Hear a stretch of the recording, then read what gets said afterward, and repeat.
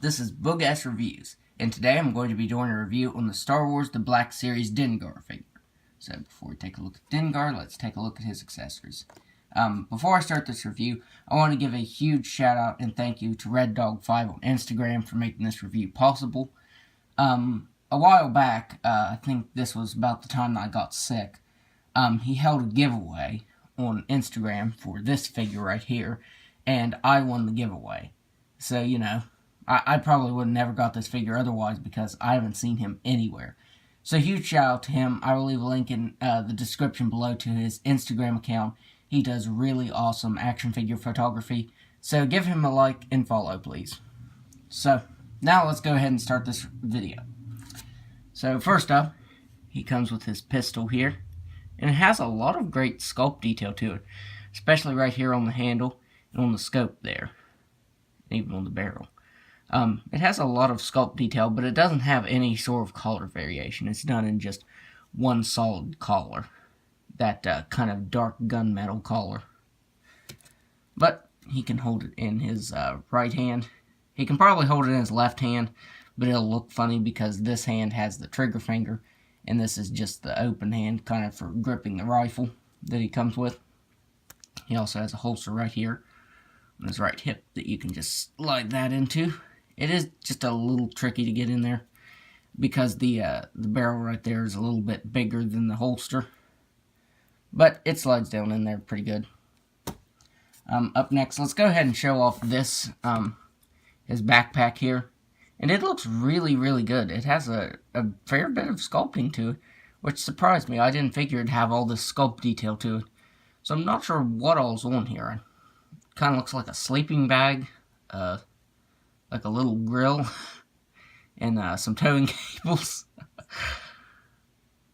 But the straps have some nice sculpting to them. They have a texturing. And how this goes on him is really weird.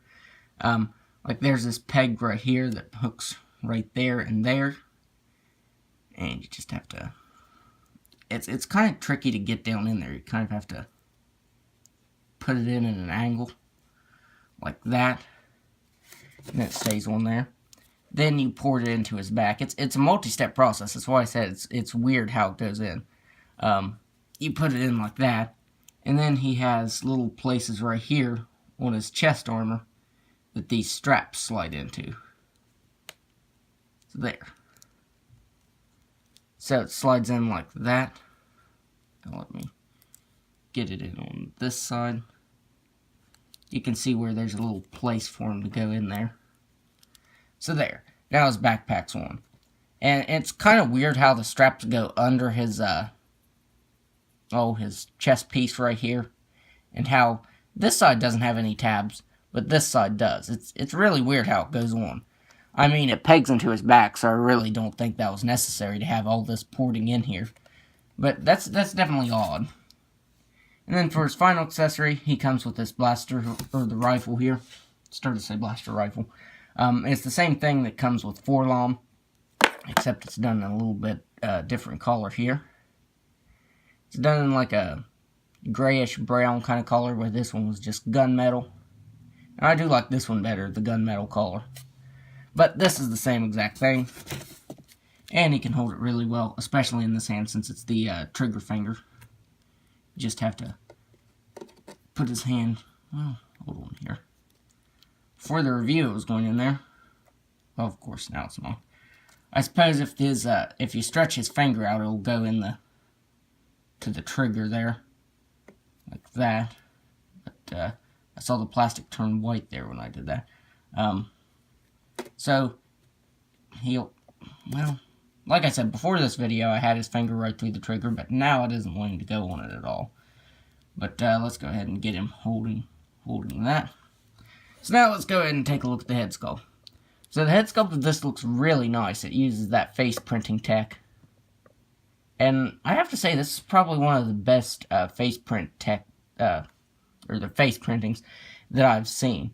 Just because it looks realistic. Like, you know, it's not as pixelated as some of the face printing things have been. I think that Hasbro's definitely been getting better with that, because when they first started out, it was super pixelated. Like, even his scars right here. even they use that face printing tech too. But all of it came out really nice. Like, his eyes came out really good. And like I said, they're not pixelated, so that's also a plus. And his head wrappings also came out really nicely. And it has a little bit of texturing to him. Not much. I don't know if it's canon, but in the expanded universe, him and Han Solo were swoop bike racing, and Han caused him to crash into some sort of crystals or something, and it damaged his head really bad, so that's why he has that wrap on. I don't know if that's still his origin, if that changed when Disney bought Star Wars. It probably did change, but I don't know. I thought that was a pretty good reason as to why, he was hunting Han Solo in Episode 5, because he still had a grudge with him. So that might be his origin still. I don't know. Just leave a comment down below if you know the answer to that. His chest piece right here has a little bit of sculpt detail to it. I like how it has the little scrapes right here in the paint, where the silver is painted on there. It actually looks kind of scuffed up there. He also has it right here on his thigh armor and on the knee pads right here. I think that looks really nice. He has some wrinkles sculpted into his undersuit right here. I feel like maybe they should have done a wash or something on his armor pieces right here, because they're pretty plain. I mean, they have just, there's little scuffs right there painted on. But other than that, there's not a whole lot of paint detail. It's just cast in this collar. It has some spots like that right there, but I'm pretty sure that isn't intentional. I think that was just something from the factory. And his belt has some sculpting detail. Like I said, there's actually a little bit of sculpting detail on his torso and on his chest piece right there. And I think they should have done like a wash or something that would have really brought those details out. Like maybe a silver wash or maybe a light brown wash. I don't know. Washes always bring the details out though. And then there's the back of him. And once I saw this figure, he has like really, really short, stubby feet. And that does hinder his articulation, which I'll show off in just a second. But yeah, he has just really, really short feet. Like, compared next to Han Solo, he has normal people feet. And so does the droid Forlom.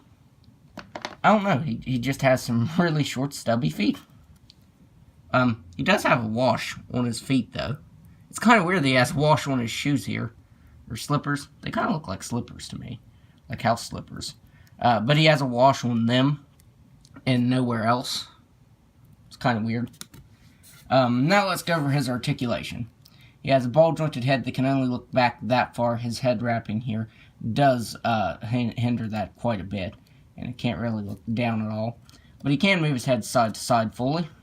He has ball-jointed shoulders. Let me get that moved out there.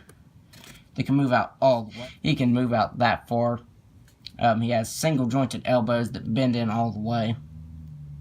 And I still don't know why Marvel Legends female figures can't do that. Like, they can't give them double-jointed elbows. That's already been covered, that's been covered. But why don't they give them this kind of articulation? Because if they give them a really big cut right there, then that will allow for pretty much all the articulation you need. I mean, it kind of acts as a double-jointed elbow. So, I don't know why Hasbro can't do that. I also don't know why they can do cloth goods on Star Wars figures, but not on Marvel. But anyway, mini rant over. He has swivel wrist that can move side to side and up and down on his left hand. And on his right hand, he has a swivel and a hinge that can move up like that. Which I do prefer that with characters that have rifles and stuff, that they do have that hinge, so you can get them either holding the rifle up like that, or down like that, in kind of a relaxed position. He has a ball-jointed diaphragm that can move back with that backpack on. If you move it back any farther, it'll probably pop it off, but he can move back, and he can't move forward at all because the sculpted piece is right there. He can move side to side. He has ball-jointed hips that can just about do a complete split. He can kick forward all the way. He can kick back just a little bit. He has swivel at the thigh that really doesn't move that far because of the thigh armor right there. He has double-jointed knees. He has swivel at the ankle that can only move up that far and only down that far because of the weird way they made it.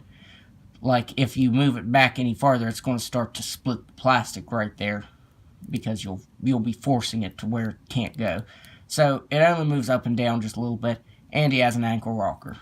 So since the articulation is kind of limited in the ankles, it was really difficult to get him to stand in the beginning of this video. So hopefully I'll be able to get him to stand again. Let me get him in a kind of normal pose here. See, he's might have to... Yeah, I'll probably have to hold him up here to do the size comparisons, just because he's not going to want to stand. And also he has that backpack on. And it is kind of heavy, so it does kind of weigh him back. I figured since he wanted to fall forward with his backpack on, he might want to stand up, you know, kind of equally distribute the weight. But nope, it's a little too heavy. It's making him want to lean back too far. So for some size comparisons, here he is next to the only other bounty hunter that I have, Forlom. I'll put it that way. Here he is next to Han Solo. Let's see if... Is Han not going to stand now? Okay, there he is next to Episode 5 Han Solo.